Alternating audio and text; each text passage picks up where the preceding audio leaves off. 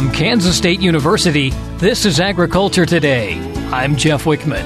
In this week's Grain Market Report, K-State grain market economist Dan O'Brien comments on USDA adjusting its projections of the size of the 2019 corn crop and how that could affect prices and supply and demand numbers.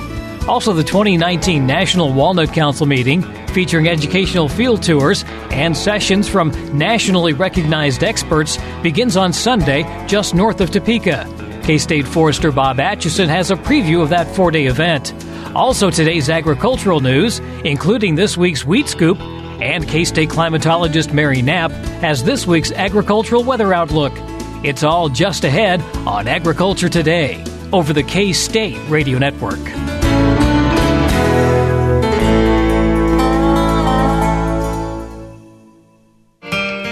Hamburgers, roast, ribs, steak, or whatever you prefer.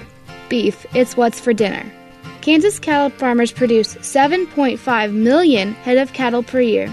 It takes about 7 tablespoons of peanut butter to get the same amount of protein in one serving of lean beef. Support your local Kansas farmers and ranchers. Eat beef. This message was brought to you by the K-State Animal Sciences Leadership Academy participants.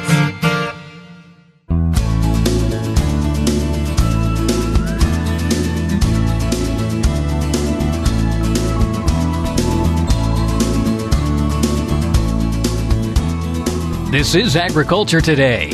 Up first, our weekly look at the activity taking place in the grain markets. K-State grain market economist Dan O'Brien says the markets are seeing a response to the USDA reports that came out on Tuesday. And of course, the big issue has been in the corn market, where the USDA did come forward and adjust its projections of the size of the 2019 crop and take its first stab at how declining production prospects for 2019 corn crop here in the U.S., how that could affect prices and supply-demand numbers. And basically, for both corn and grain sorghum, the USDA raised the projected price by 50 cents a bushel. And for grain sorghum, there was really no change at all in the supply-demand balance sheet.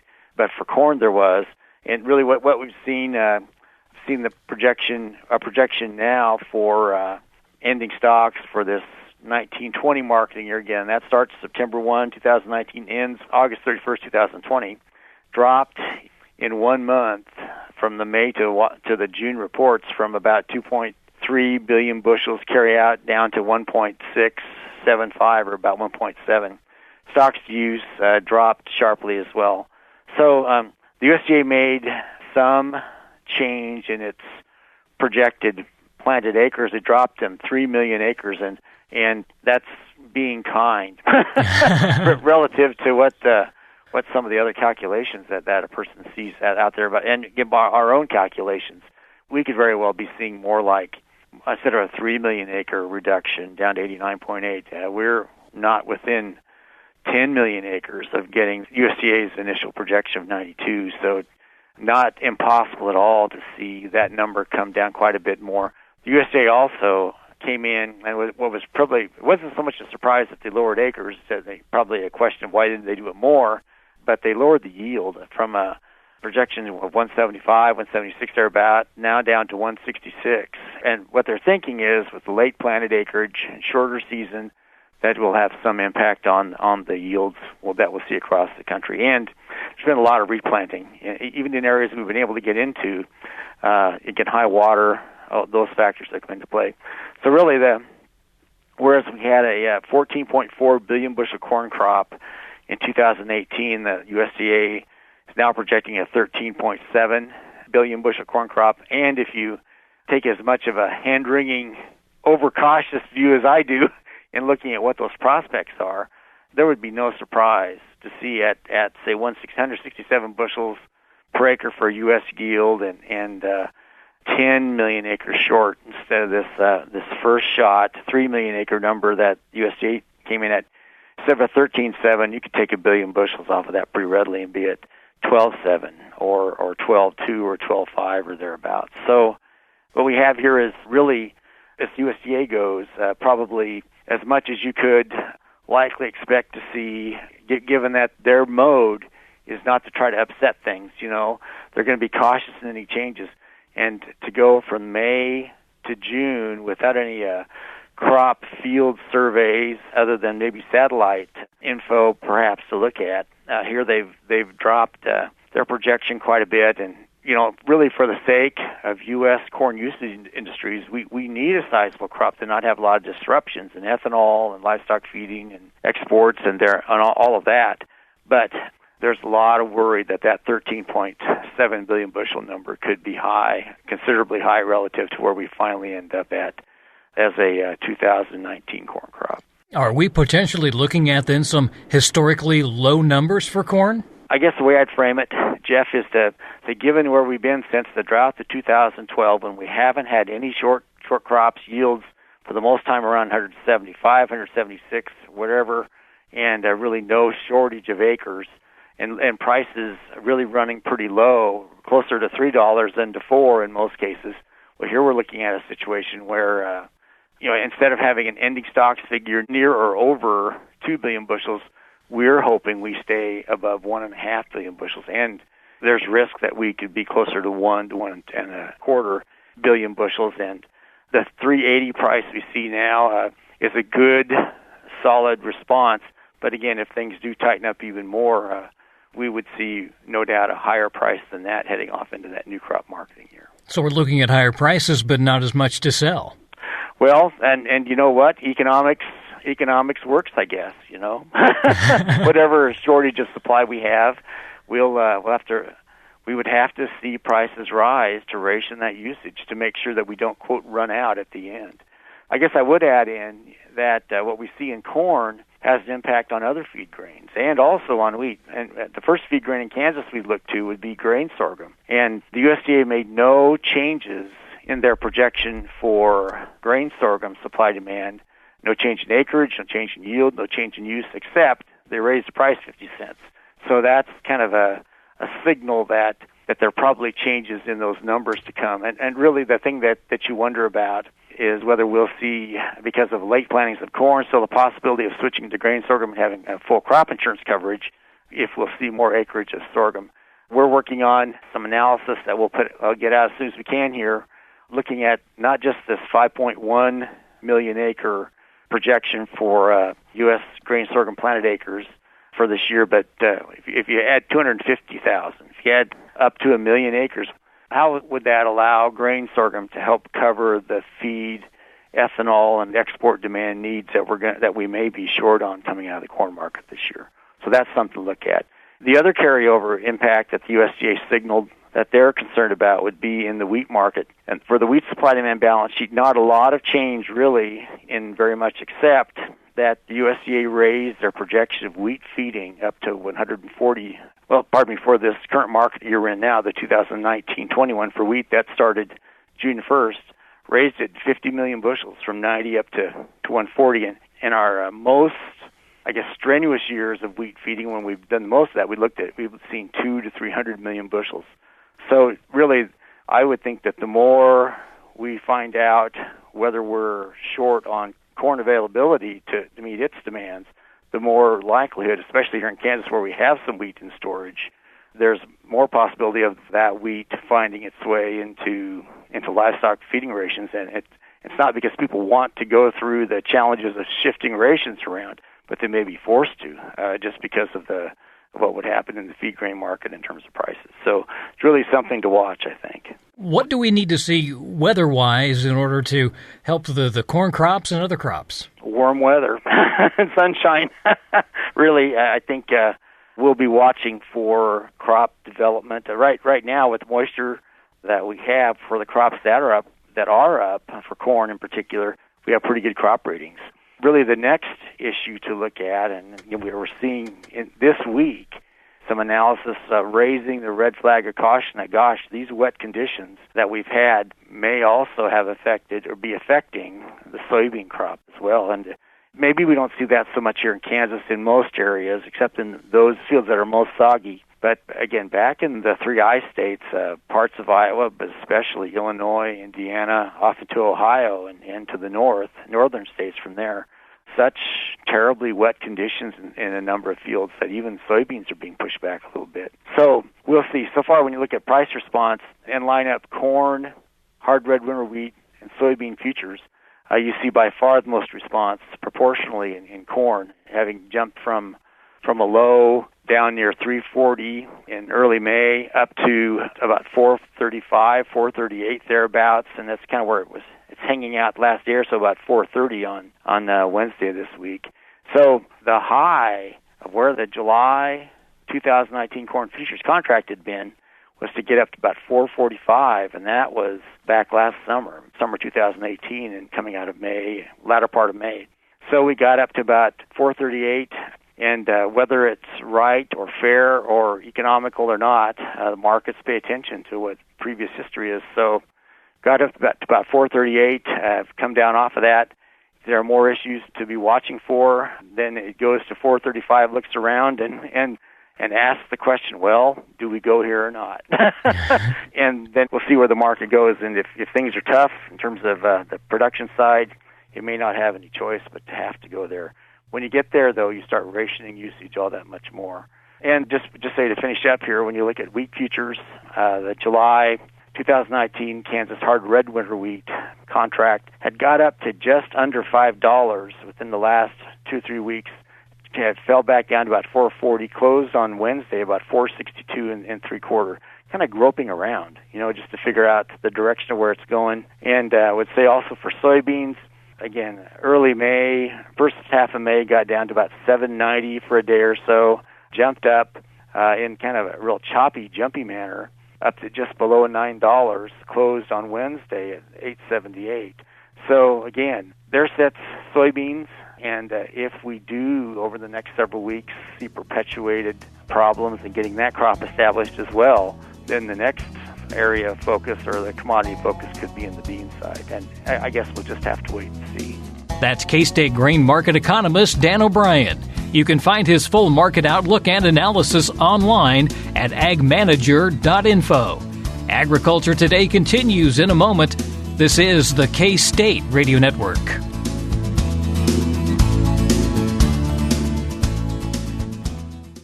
What is radon? Home exposure to radon gas is the leading cause of lung cancer death in the United States for non-smokers. In Kansas, 1 in 4 homes will test at or above the EPA action level. The Surgeon General recommends all homes be tested and fixed if necessary. Visit kansasradonprogram.org for more information. Test, fix, save a life. This message brought to you by the Kansas Radon Program, the Kansas Association of Broadcasters, and this station.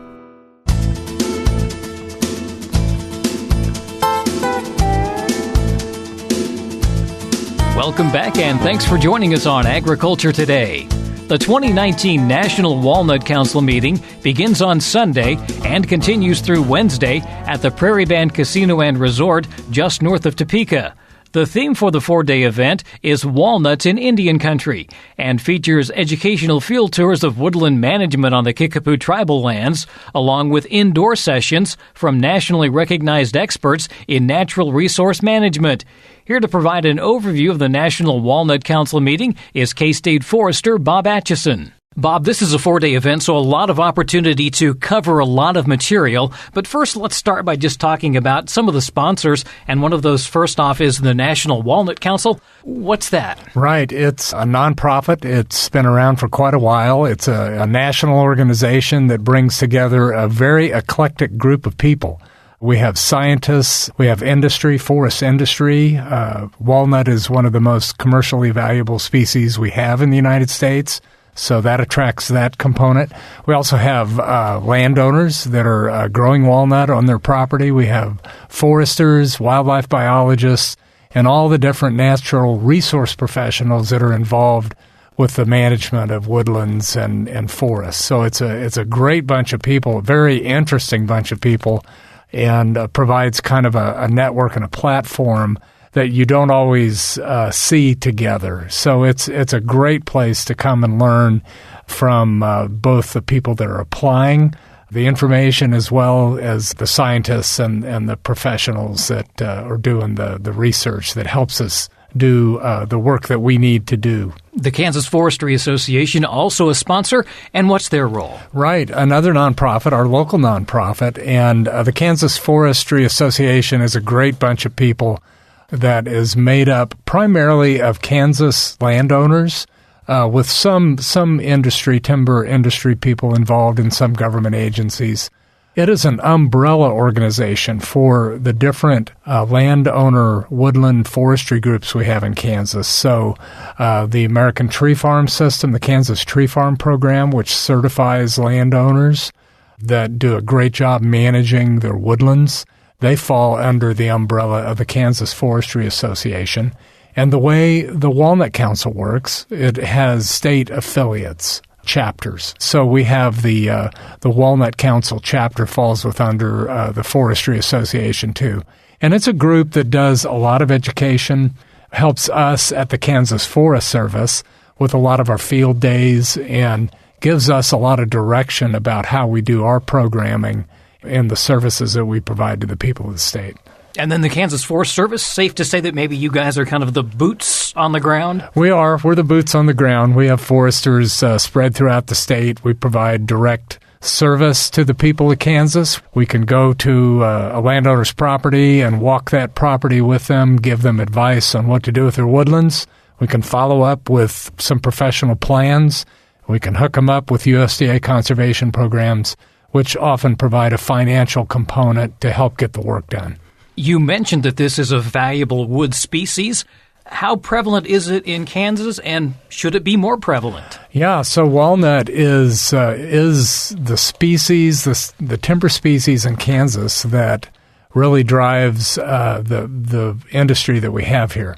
The American Walnut Company has been in operation for years, and it's not uncommon, Jeff, to see a Kansas landowner make thousands of dollars off the sale of black walnut. And we have probably a listing of 52 different timber buyers here in Kansas, loggers and timber buyers that sustain a living doing this. So that kind of gives you some ideas of what we have here. Most people have no idea that goes on in this state. And, of course, it doesn't compare to other more forested states, but it still is an industry and a livelihood that does involve a significant number of people. So it's something that always is surprising to folks to know that we have a timber industry here in Kansas as well as all the other amenities that our woodlands and forests provide. Is this statewide, or is it primarily located in just certain parts of the state? Right. Great question. So in Kansas, the eastern third is where most of our forest land is, and we have about 2.5 million acres of that. And black walnut, again, is a species that tends to move the markets, the timber markets we have, and is found with a variety of other timber generally, bur oak and black walnut and a variety of oaks, red oaks sometimes, elms and sycamores and all kinds of trees out there that cohabitate with walnut. Now, in terms of the location for this national conference, does that tie in with the walnut species then? Well, it does. We're holding this just north of Topeka at Mayetta at the Prairie Band Casino and Resort. And so northeast Kansas is where our most valuable walnut in the state is located, and especially along those Missouri Bluff areas, some magnificent walnut has been grown. And so this area we're in does involve work that our agency has done with the Kickapoo. And we will be, as part of this meeting, we have field days. And some of those field days will be taking us to sites on reservation lands where we have done riparian forest tree plantings, stream bank stabilization work, and timber stand improvement type work. You mentioned the field tours, and there's a number of them, and they're going to cover really a wide variety of topics: agroforestry, tree and songbird identification, just to name a few. What are some of the others? Yeah, so we're excited about the broad spectrum of topics that we're covering. We have, in addition to what you mentioned, we'll have some wildlife biologists with us. Our own Charlie Lee from Kansas State Research and Extension will be there to help people understand about wildlife habitat, and we'll have some folks from Wildlife and Parks joining us with that. But we'll also have presentations from our water quality foresters that are going to provide people an idea of the role that trees play in water quality and bank stabilization. We're going to actually have an exercise on one of our sites where we're going to allow people to do hands-on pruning. And so we'll have foresters paired off with people, and we'll have hand everybody a saw and pruners and some protective gloves and glasses and let them go at it and really see how to prune hands-on. So a lot of different type venues. We'll actually have some drone demonstrations. They've become an important part of a lot of natural resource professionals and the work that they do, and we'll be able to show people how we incorporate that type of technology into the work we do. You've also got a number of indoor sessions as well. Right, yeah. And the indoor sessions is where we really bring in some of the top-notch experts and scientists across the United States that help us understand the best information and research on the growth and culture of not only black walnut, but some of our finest hardwoods. And again, it's a broad spectrum. One example I would give of that is we're bringing in Dan Day with the USDA Forest Service, the Northern Research Station, and he's a renowned scientist, silviculturist, and is known for his work in a variety of areas in silviculture. There are also some kind of unique ones. You're looking at tick-borne diseases, fire and oak regeneration, so you're really covering the gamut here. Right, yeah. We have an individual from Vet Med that's going to be helping us with a tick-borne presentation. It's just something we have to be aware of now when you're out in the woods. And especially this season. Oh, yeah. So it's, we're trying to give practical information to folks, and we're going to have a lot of fun with this too. We'll have some silent auctions, and we'll have a variety of vendors. And also we'll have people that are interested in managing their land and their woodlands. We will have a lot of resources there. One of the great advantages of this meeting is that it hooks up the different entities that need to get together to be able to successfully manage and care for woodlands and all the natural resources associated with them. Great opportunity to network, and I know the early registration deadline has passed, but they can still register? Oh, for sure. I mean, we always have those early deadlines at meetings because we need to plan for them, but we're not going to turn anybody away. And one thing I would mention, Jeff, is that we do have daily registrations for folks that may not want to attend the whole meeting. I know sometimes with a national meeting that can be kind of pricey for our folks, but if you're just a Kansas landowner and you just want to go to one of these field days, you can do that and just do a day registration. And they can just find all of that information on the Kansas Forest website? They can. I would probably recommend going to the Walnut Council website, and it's walnutcouncil.org. If you just Google that, it'll pull it up, and you can register online, and people are free to give us a call if you want to talk to somebody locally at the Kansas Forest Service at 785-532-3300.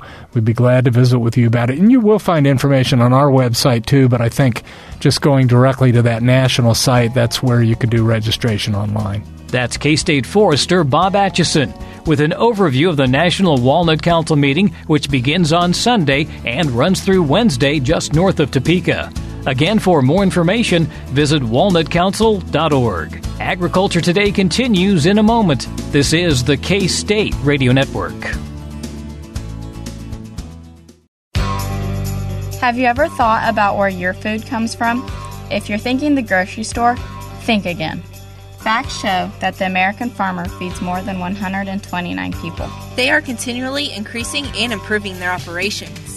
A wide variety of crops and livestock are grown in Kansas as well as the United States, providing food to your dinner plate. Next time you see a farmer or rancher, thank them. For more information, contact K-State Research and Extension.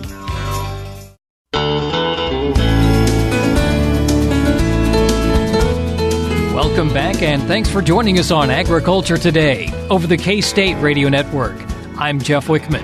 In today's agricultural news, Kansas State University Interim Associate Dean for Research and Interim Director of the Kansas Agricultural Experiment Station, Dr. Marty Draper, says that farmers may have to prepare to deal with more plant disease problems than normal this year. Gary Crawford has more in this report. A Kansas State University plant pathologist says if you are one of the lucky producers who have been able to plant corn or soybeans, I hope that producers have been using good broad-spectrum seed treatments this year. They may need them. Dr. Marty Draper says soybeans planted in these cool, wet conditions that many areas have been having will possibly be more susceptible to things like seedling, and stem rot diseases, like Phytophthora stem rot. That's one of the diseases that I'm looking at this year that I think could be a bigger issue. In the upper Midwest, I suspect Phytophthora is going to be a concern for soybean producers. And for corn producers, we're looking at seedling blights being the biggest problem early season. Later, we could be seeing some leaf diseases showing up on corn, depending upon what their disease resistance package is. And you can't rule out another nasty one. Sudden death syndrome really thrives in cool, wet weather. That could be an issue for us. And for wheat, Dr. Draper says farmers may need to consider more scouting of fields this year for head blight. I've been watching the Fusarium head blight forecasting maps, and they are red all over. So it's really important for producers to get out there and be scouting their crop stage, watching for the early signs of flowering. And if they've been wet for several days prior to that, a week prior to that, and they're expecting rainfall during the flowering period, I would strongly recommend they take a look at a fungicide treatment to manage the Fusarium head blight and minimize the accumulation of deoxynivalenol, a mycotoxin called vomitoxin that is going to cause dockage for them at the elevator. Meanwhile, back to corn and beans, many producers of those crops are still having trouble just planting. Some have given up on it completely. And Marty Draper says for farmers, it's a challenging environment every year, but especially challenging this year. In Washington, Gary Crawford for the U.S. Department of Agriculture. Recent warmth has done little to evaporate moisture from topsoil in saturated areas of the country. Rod Bain has more. National topsoil moisture levels decreased week over week, thanks in part to warmer conditions in soaked areas of the country, such as the Plains, Midwest, and Northeast. We saw a drop to 25% surplus, down from 33% the previous week. USDA meteorologist Brad Rippey says no real change in the very short-to-short topsoil moisture index occurred from the previous week, down 11 to 9%. Even with the lower numbers, we're still seeing several states in the western Corn Belt at least 30% surplus. That includes Minnesota, South Dakota, and Missouri, and then even wetter in the eastern Corn Belt, where we're still at or above 40% surplus in Illinois, Indiana, Ohio, and Michigan. There are also topsoil moisture shortages remaining in parts of the southeast, although Rippey notes improvement due to recent rains. So, for example, South Carolina, 95%, very short to short on topsoil moisture a week ago, 64 percentage point improvement this week to just 31%. And with some small exceptions, Bain reports that most of the nation continues to report pasture and rangeland in good to excellent condition. USDA meteorologist Brad Rippey. As of the 9th, we are seeing more than two-thirds, or 68% of the nation's rangeland and pastures rated in good to excellent condition, just 7% rated very poor to poor. With the good to excellent condition rating up 19% year over year. Quite a difference year over year, and we continue to see most states reporting extremely good conditions. In fact, we have a couple of states, including Utah and New Jersey, more than 90% good to excellent. And other states reporting pasture and rangeland conditions well over 80% good to excellent. On the flip side, though, we have seen some stress with the heat wave across the lower southeast. With some browning of grasses in the region. Georgia, for instance, reports a 31% very poor to poor pasture and rangeland condition as of June 9th. I'm Rod Bain reporting for the U.S. Department of Agriculture in Washington, D.C. Finally, in today's agricultural news, in this week's Wheat Scoop, Marcia Boswell recaps last weekend's 2019 National Festival of Bread's baking competition and introduces us to this year's two grand champions and their winning entries. Mary Graham of Newhall, California, and Rochelle Hubsmith of North Logan, Utah, are the grand prize winners in the 2019 National Festival of Bread's baking competition, sponsored by Red Star Yeast, King Arthur Flour, and the Kansas Wheat Commission. Judges selected Graham's Blackberry Ginger Speculous Danish Wreath from among 4 finalist recipes in the Food Blogger division, and Hubsmith's Chai Ube Rosette Rolls among the 4 finalists in the Home Baker division. All 8 finalists baked their recipes at the public competition on June 8th in Manhattan. This was Graham's 3rd time competing as a finalist. Competitions like the National Festival of Breads are actually what sparked her interest in food blogging. Graham began competing in cooking contests in 2009 and became hooked. Her blog, A Merry Recipe, showcases her recipes and recommended ingredients. She sees her blog as a way to have fun, compete, and to connect with bakers and food enthusiasts from around the world. Graham also blogs so that her family and friends can have an online collection of her recipes and experiences. Additional finalists in the food blogger division included Shauna Habe from Roy, Utah, with her beetroot amaretto rolls, Susie Neal from Sati Nakuchi, Georgia, with her peanut butter pretzel rolls, and Kristen Hoffman from Chicago, Illinois, with her tart cherry pecan and rosemary boule. Hubsmith was a first-time finalist in the National Festival of Breads. Her recipe, Chai Ube Rosette Rolls, came from a variety of inspirations. Her first inspiration was purple sweet potatoes that she saw at a farmer's market and instantly knew she wanted to make a bread with them. The look of the rolls came from her love for baking cakes. Using fondant techniques, she rolled the dough to resemble a rose. All of her ideas came together to create a masterpiece and earned her the title of Home Baker Champion. As the 2019 National Festival of Breads champions, Graham and Hubsmith both received $1,500 cash, plus a trip to attend a baking class at the King Arthur Flour Baking Education Center in Norwich, Vermont. In addition, they will each receive a year's supply of Red Star yeast. The champions and all 8 finalist recipes are available at nationalfestivalofbreads.com. In addition to the competition, the National Festival of Breads featured educational baking demonstrations, children's activities, bread sampling, and more. The more than 3,500 attendees brought non-perishable food items as admission to the National Festival of Breads, and they were donated to the Flint Hills Bread Basket, a community food network in Manhattan to help alleviate hunger and poverty. Each of the finalists received a cash prize of $500, plus the trip to Manhattan to compete in the festival. While in Kansas, they also attended a wheat harvest tour sponsored by John Deere, which included an educational and interactive visit to a wheat farm and a flour mill. For Kansas Wheat, I'm Marcia Boswell. Thanks, Marcia. And that's a look at today's agricultural news. Agriculture Today continues after the break. This is the K-State Radio Network.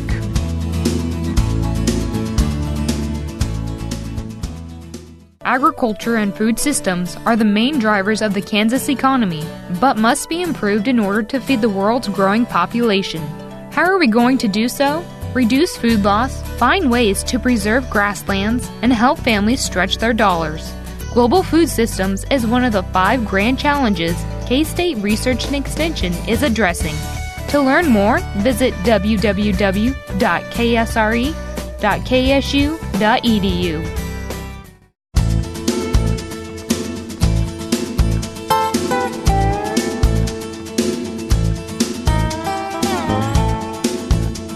Welcome back, and thanks for joining us on Agriculture Today over the K-State Radio Network. Well, although it wasn't a completely dry week across Kansas, there were plenty of cooler, drier days that were suitable for some much-needed field work. Here to provide her weekly update on Kansas agricultural weather is K-State climatologist Mary Knapp. Mary, if I remember right, June is typically our wettest month, and so far, not horrible.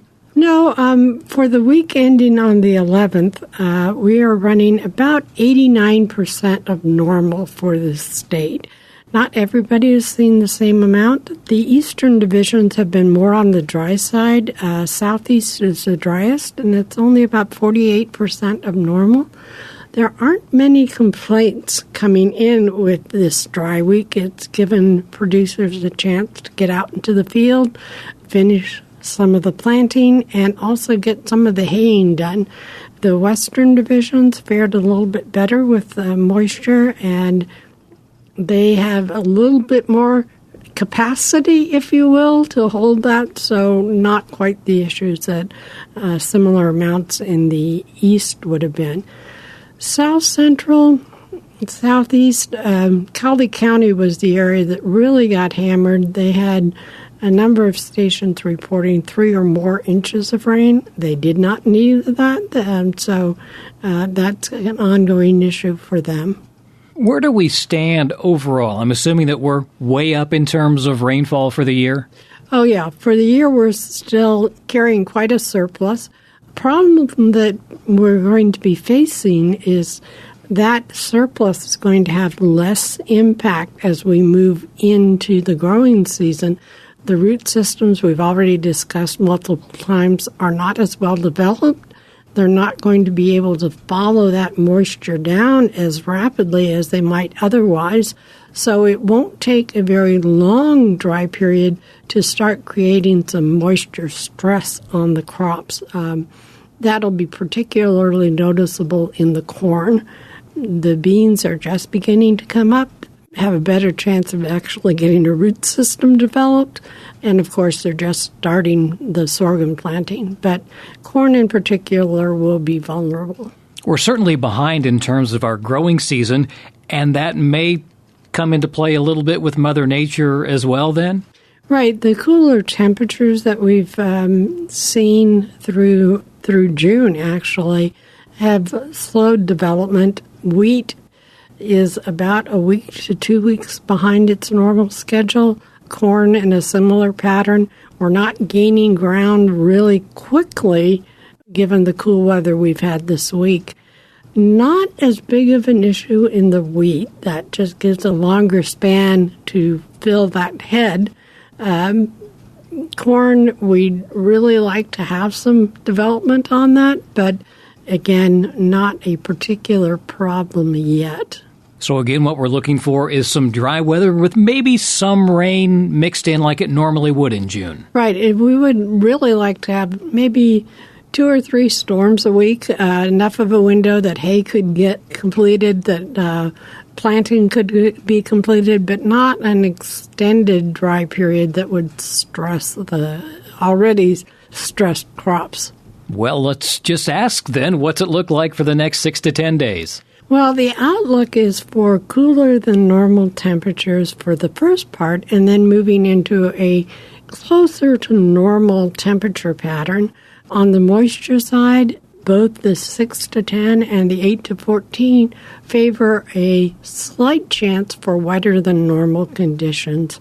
When we look at the quantitative precip forecast for the week ending next Thursday, the heaviest rain is expected to be in the southeast, where they may see 2 to 3 inches of rainfall. Along the Kansas-Colorado border, there's another area that's looking to be fairly wet. They may see an inch and a quarter, which is a lot for that area.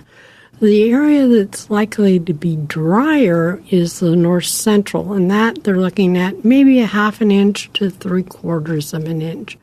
The nature of these storms are more likely to be convective. That means they'll pop up over an area, may not move very far, so one field could get it and the next could miss out, and there's really not much way of telling who's going to be the one that gets it and who won't. The concern is that even after this drier week that we've had, all of the streams and reservoirs are still fairly full, and it would not take a very big rain event to bring those levels back up into the flood range. Which, again, would be bad news. We don't need any more flooding. In terms of what we might see this weekend, we're also looking for a possibility of maybe some thunderstorms in some areas? Right. There is a chance for some severe weather. Looks like hail may be the biggest problem with that. The last thing we need is more hail or more problems for our already stressed crops, but that is in the possibilities. Again, there is a slight chance for heavy rains towards the end of next week in eastern Kansas, and we'll see how that develops as we get closer to that time period. So all in all, not a bad week this week, and it looks like maybe more unsettled weather ahead for a few days. Right. As we look into weekend and into the middle of next week, there's a fair chance of rain, 30 to 40% chance of rain in the eastern part of the state just about every day. And I assume that means we'll have warmer temperatures and probably more humidity. Well, warmer temperatures likely to be there. Again, if this moisture air mass comes into play, humidity levels will also rebound. We've been enjoying nighttime temperatures in the 40s. It may be that we're back to nighttime temperatures around 60, which again is indicative of a more humid air mass. A little bit more work for the air conditioners. I haven't turned mine on yet, so I don't know. You're tougher than I am. Mine has been on for a long time. Mary, as always, we thank you for the update. Thanks. That's K-State climatologist Mary Knapp with her weekly update on Kansas agricultural weather. And for the latest, most up-to-date information on Kansas agricultural weather, including soil temperature, soil moisture, degree days, and weekly summaries, be sure to visit the K-State Weather Data Library's Kansas Mesonet website at mesonet.k-state.edu. That's mesonet.k-state.edu. mesonet.k-state.edu. And that'll do it for this week's Agriculture Today. For Eric Atkinson, I'm Jeff Wickman. This is the K-State Radio Network.